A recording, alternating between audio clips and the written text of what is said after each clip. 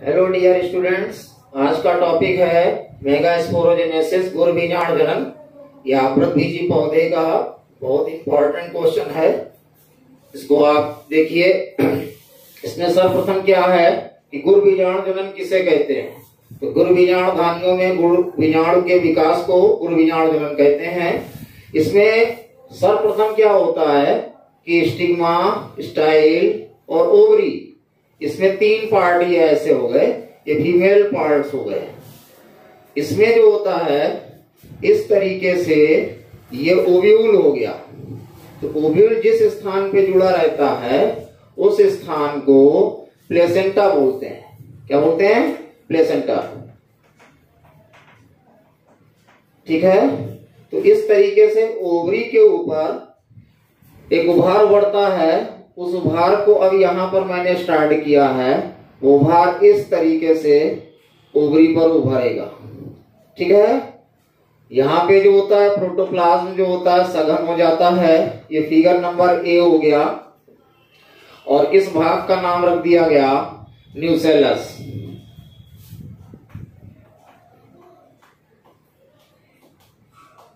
Nucellus means हो गया बीजांडकाय। इसको हम लोग प्रदेह भी बोलते हैं। ये हो गया बीजांडकाय। काय मीन्स काया हो गई। ठीक है। ये 2n हो गया। और ये जो आपका दिख रहा था ये फिगर नंबर ए हुआ।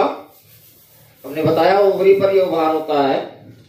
और ये हिस्सा जो दिखाई दे रहा था ये इंटुगुमेंट्स हो गया।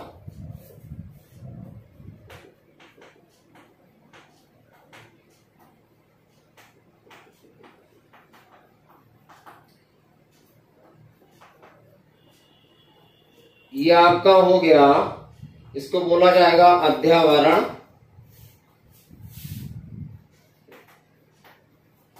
अध्यावरण। ये फिगर नंबर ए हो गया। फिगर नंबर बी में क्या हुआ कि इसी की सीध में आ गए। ये फिगर नंबर आपका बी होगा। ये धीरे धीरे आकार में बड़ा होगा। अब ये बाहरी और भीतरी दो तरीके के वर्ण हो जाएंगे इस तरीके से। ये फिगर नंबर बी हो गया। इसमें क्या होगा कि एक गुड़ बीजाणु मात्र कोशिका ये यहां दिख रही है, इसका नाम हो जाएगा मेगास्पोर मदर सेल।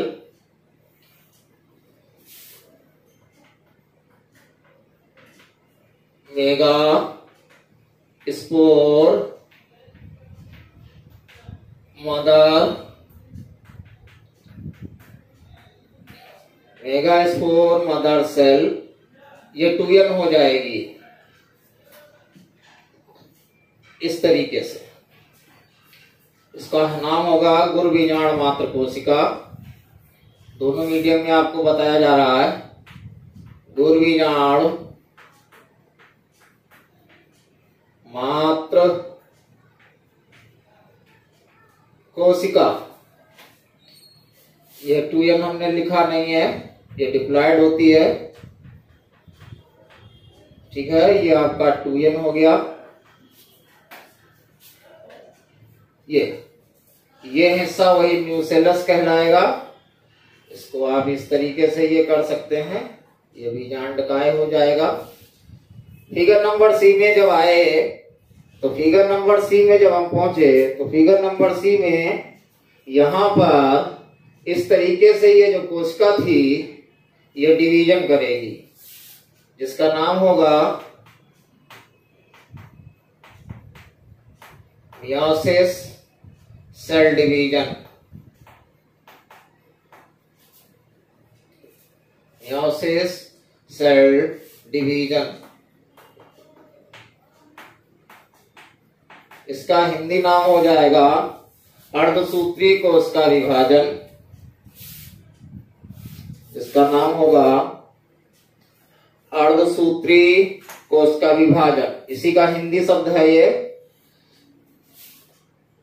ये मेन हो जाएगा अर्धसूत्री कोशिका विभाजन।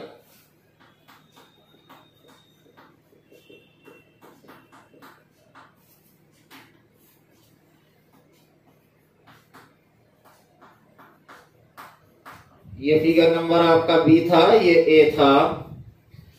जब अर्धसूत्री कोश का विभाजन होगा तो 1 से 2 और 2 से ये 4 गुरबीजाण बनेंगे। तो यहां पर इस तरीके से ये 2 गुरबीजाण बन गए, 1 और 1 2। ये आपका न्यूसेलस हो जाएगा और इसका नाम हो जाएगा, फिगर नंबर ये आपका सी हो जाएगा और ये आपका हो जाएगा मेगास्पोर। मेगास्पोर और इसका हिंदी में नाम हो जाएगा गुरबीजाणु।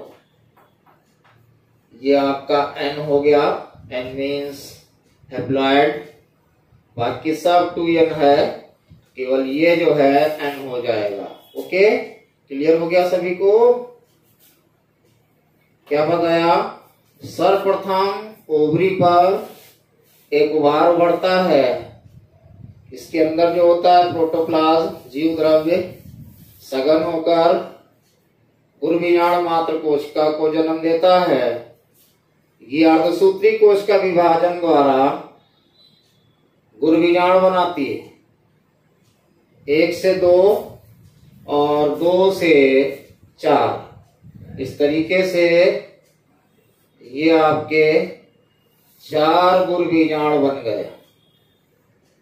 ये फिगर नंबर आपका डी हो गया, ठीक है। और ये सब साइटोप्लाज्म, न्यूसेलस, इंटुगुमेंट्स, इस तरीके से ये कतार हो गई। 1 गुरबीजाण, 2 गुरबीजाण, 3 गुरबीजाण, 4 गुरबीजाण। इसका नाम भी आपका मेगास्पोर। तो यहां पर आपने लिख दिया 4 मेगा स्पोर। इसका हिंदी में नाम हो जाएगा गुरबीजाणु। कितने गुरबीजाण? 4 गुरबीजाण हो जाएंगे। इसके आगे 4 लिख दिया, हिंदी और अंग्रेजी दोनों में। अब इसमें क्या होता है, इसके आगे ये फिगर नंबर आपका ए बी सी डी 4 गुरबीजाण थे। तो ये 4 गुरबीजाणुओं में यहां पे निकालेंगे। इसको आप इस तरीके से फिगर नंबर डी के बाद इसको आप इस तरीके से दिखा देंगे, अलग निकाल लेंगे, इससे क्लियर हो जाए। इसको आप ऐसे भी दिखा सकते हैं, एक, इसको आप उसी पहले रूप में दिखाएं। ये आपके 1 2 3 और ये 4, ये आपका ए बी सी डी ई। और इसको भी आप यही लिख देंगे 4 megaspore. A B C D E और ये फिगर आ गया एन। अब की हमने जो था ये हिस्सा निकाल दिया, इसमें से 3 कोशिकाएं नष्ट हो जाएंगी।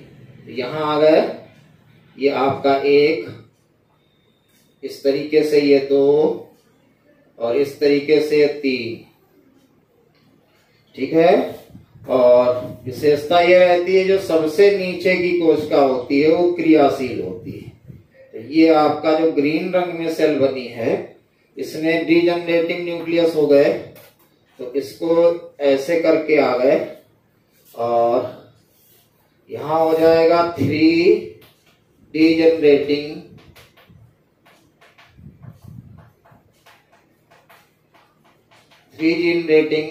न्यूक्लियस या सेल्स लिख दीजिए। 3 नष्टशील कोशिकाएं, ये हो जाएगा नष्टशील कोशिकाएं।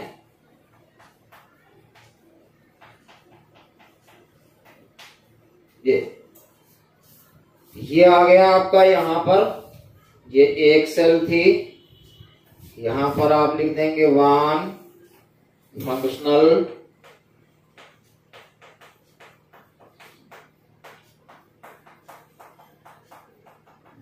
वन फंक्शनल सेल, ये हो जाएगा एक क्रियाशील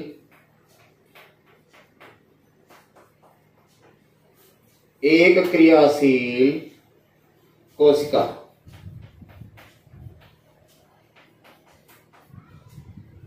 बस यहां पे विशेषता ये याद रखनी है आप लोगों को कि फीमेल ग्रुप जब पढ़ते हैं तो उसमें से 3 कोशिकाएं नष्ट हो जाती हैं। जैसे अंडाणु जनन पढ़ रहे होगे, ठीक है, अंडाणु जनन और शुक्राणु जनन। तो शुक्राणु जनन में क्या होता है कि एक शुक्रजनक कोशिका से 4 शुक्राणु का निर्माण होगा। उसी तरीके से यहां भी यही स्थिति है, 3 नष्टशील 1 फंक्शनल।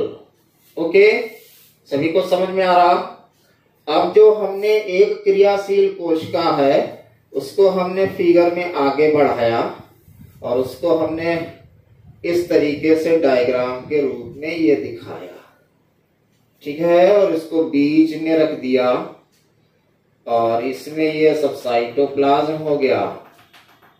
अब इस कोशिका का नाम हो गया, ध्यान दीजिएगा, बहुत इंपॉर्टेंट चीज यहां पर आ गई, इसका नाम हो गया एम्ब्रियो सैक।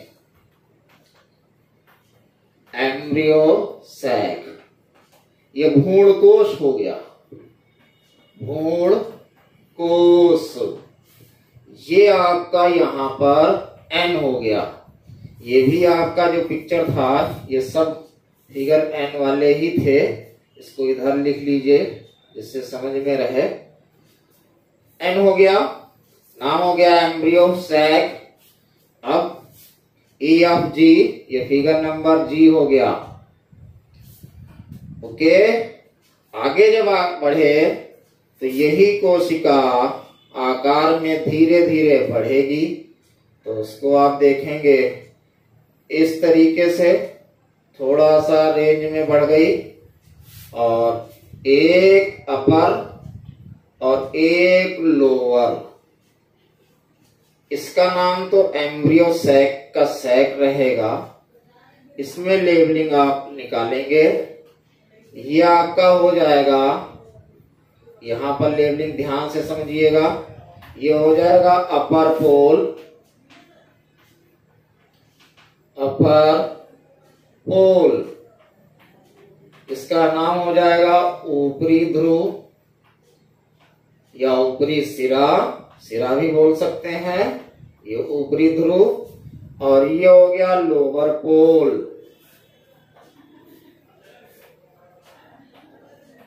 Lower pole. ये आपका हो गया निचला ध्रुव, 2 पोल में बट गया। ये आपका हो गया निचला ध्रुव। हमने लेबलिंग क्लियर कर ली कि कोशिका थी एक से बन गए 2, एक का नाम हुआ ऊपरी ध्रुव, एक का नाम हो गया निचला ध्रुव, और ये यन का यनी रहेगा। और ये चित्र नंबर ABCDEFG, ये हो गया आपका H, ठीक है। फिर इसी तरीके से हम आगे बढ़ेंगे। अब यहां पर इस तरीके से थोड़ा सा रेंज बढ़ा देंगे, भ्रूणकोश आकार में बढ़ेगा, इसको आप इस तरीके से बढ़ा दें और 2 से 4, 2 और 2 4, ये भी आपका अपर पोल और ये आपका लोअर पोल, और बाकी ये एम्ब्रियो सैक है। लेबलिंग कर लीजिए, एम्ब्रियो सैक। एम्ब्रियो सैक का मतलब पहले ही क्लियर कर चुके हैं, भ्रूण कोश, यहां जगह नहीं है। तो ये आपका H के बाद आई हो गया फिगर। अब क्या हुआ, आगे की ओर बढ़े तो ये फिगर आपका आ गया, ये और आकार में बढ़ गया इस तरीके से, ठीक है। और 2 से 4 केंद्रक हो गए। इस तरीके से ये भी आपका वही हो गया अपर पोल और ये आपका हो गया लोअर पोल। इस तरीके से ये जो था 8 केंद्र की हो गया, ये 8 कोश की हो गया, इसमें 8 हो गए। 8 के बाद में क्या हुआ कि इसको थोड़ा सा हमने और बढ़ाया, तो इसमें से थोड़ा एक फिगर और यहां कर देते हैं। ये जब और आगे की ओर बढ़े तो 8 कोशिका थी, तो एम्ब्रियो सैक में ऊपर 3 रह गई। ऊपर से एक कोशिका जो थी वो बीच में आ गई इस तरीके से, और नीचे से एक कोशिका बीच में आ गई। 4 थी, ऊपर और नीचे से ये कोशिकाएं आ गई। अब ये आपकी 1 2 3 नीचे रह गई। ठीक है, क्लियर हो गया। अब ये तो इसकी पूरी लेबलिंग यहां कर ली जाए, तो इसकी लेबलिंग में ये हो गया, ये 8 केंद्र की हो गया। पहले तो ये 3 अपर की सेल हैं, इनका नाम यहां दे दिया जाए। तो ये थी आपकी एंटीपोडल सेल,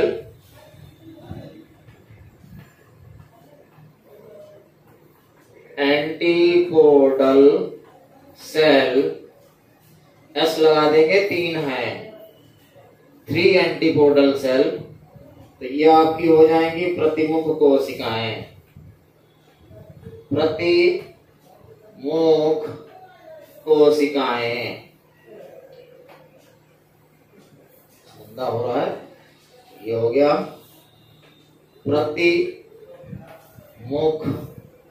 कोशिकाएं।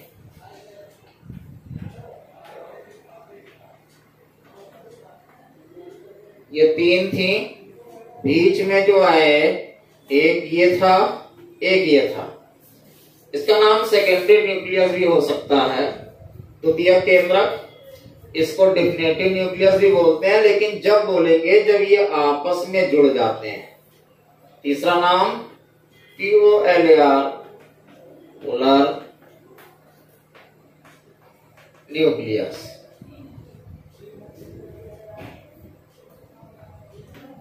ये हो गया आपका ध्रुवीय केंद्रक।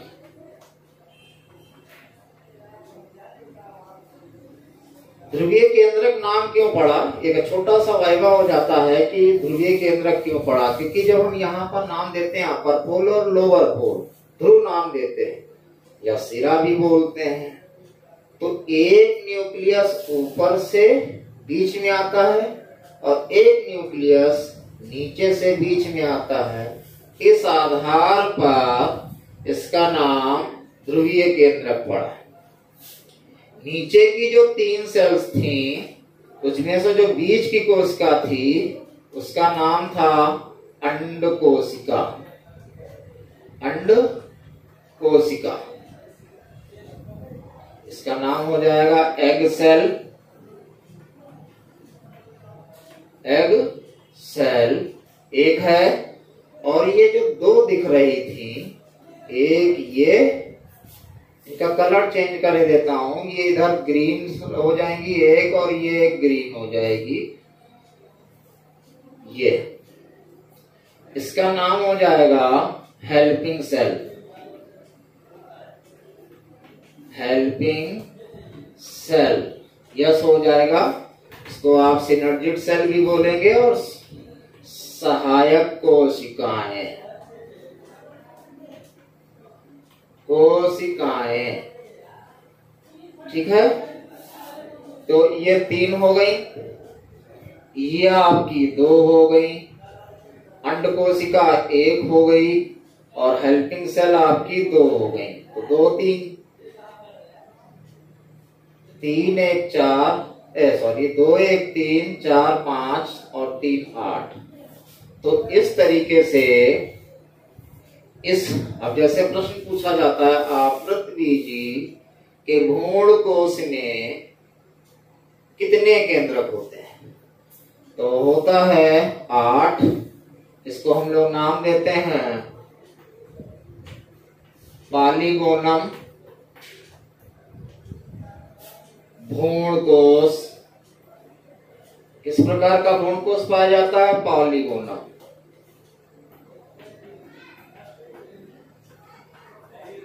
पॉलीगोनम एम्ब्रियो सैक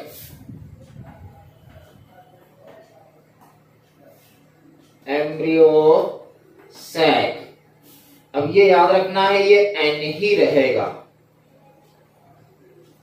ये फिगर नंबर आपका HIJK सभी को समझ में आ रहा। फिर से एक बार रिपीट कर रहा हूं कि अंडाशय की दीवार पर एक उभार बढ़ता है, ठीक है। इसमें एक गुरुबीजाणु मात्र कोशिका बनती है जो अर्धसूत्री विभाजन के परिणाम स्वरूप 4 गुरुबीजाणुओं को जन्म देती है।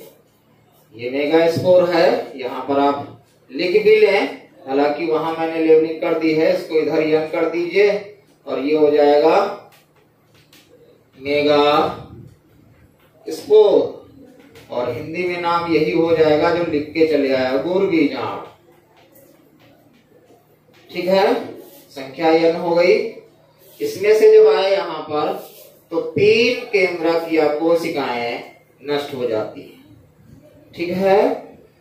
इसमें शिखर नीचे की ओर होता है, तो नीचे की, इसको लिखा जाता है नीचे की कोशिकाएं, और ये काली टोपी के समान बन जाती है, ठीक है।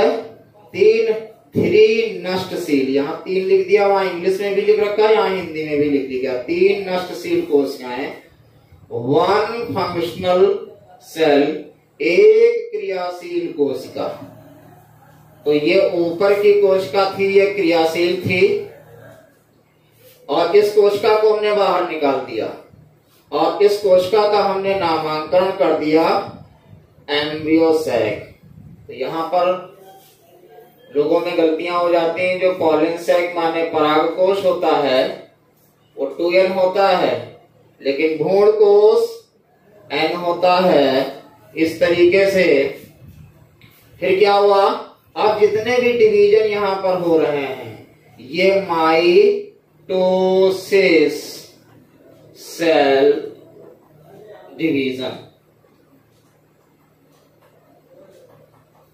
इसको बोलेंगे आप लोग समसूत्री कोशिका विभाजन। थोड़ा यहां ध्यान देंगे, ये MI है और ये ME है, ये है अर्धसूत्री और ये है समसूत्री। मैं यहां लिख भी दे रहा हूं, समसूत्री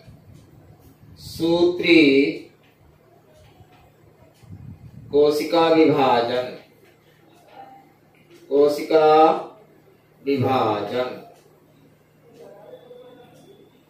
ठीक है, समसूत्री कोशिका विभाजन। अब जितने एक बार रिडक्शन डिवीजन हो जाने के बाद में जितने भी विभाजन होंगे वो समसूत्री होंगे। इसमें 1 से 2 फिर विभाजन होगा, 2 से 4 समसूत्री है, 2 से 4 फिर विभाजन समसूत्री होगा, और 4 से 8। यहां पर जब आ गए तो पॉलीगोनम भ्रूण कोश में कितनी कोशिकाएं होती हैं, तो ये जवाब मैंने ब्रैकेट में लिख दिया 8, ठीक है। 8 केंद्रकीय, 8 कोशिकीय, तो ये 8 आपके बन गए। नाम वही रहेगा, एम्ब्रियो सैक ही रहेगा, या 8 कोशिकीय, 8 एम्ब्रियो सैक, तो इसका नाम हो जाएगा भ्रूण कोश। भ्रूण कोश में कितने हो जाएंगे, 8 कोशिका होंगी, इसलिए उसको हिंट दे दी गई। फिर इसी को हमने आगे क्लियर कर दिया फिगर कि ऊपर 4 कोशिकाएं थी, ऊपर 4 कोशिकाओं में से 1 कोशिका नीचे आ गई है, 4 अपर और 4 लोअर। ये फिगर आपको दिमाग में रखना है, ठीक है। 4 अप 4 लोअर, 4 कोशिकाओं में से एक, अपर 4 कोशिकाओं में से एक कोशिका नीचे आ गई और लोअर 4 कोशिकाओं में से एक कोशिका बीच में आ गई और नाम पड़ गया द्वितीयक केंद्रक। इसी का सेकंड नाम देख लो, सेकंड नाम हो जाएगा सेकेंडरी न्यूक्लियस। इसका हिंदी में नाम हो जाएगा द्वितीयक केंद्रक। द्वितीयक केंद्रक। इसका एक नाम और भी होता है, लेकिन वो आपातकालीन स्थिति में होगा जब ये न्यूक्लियस कभी कभी आपस में जुड़ जाते हैं, तो इसको डिफिनेटिव न्यूक्लियस का नाम दिया जाता है। ठीक है, उसको छोड़ देते हैं, आगे आते हैं। आगे आएंगे तो इसी तरीके से जो फिगर आपको दिख रहा है, तो उसमें जो है अगले लेक्चर में जब आपको बताएंगे, सेम ये वाली पिक्चर उठाकर इसमें रख देनी थी। ठीक है, बाकी जो शेष रहेगा वो अगले लेक्चर में आपको बताया जाएगा। Okay, thank you.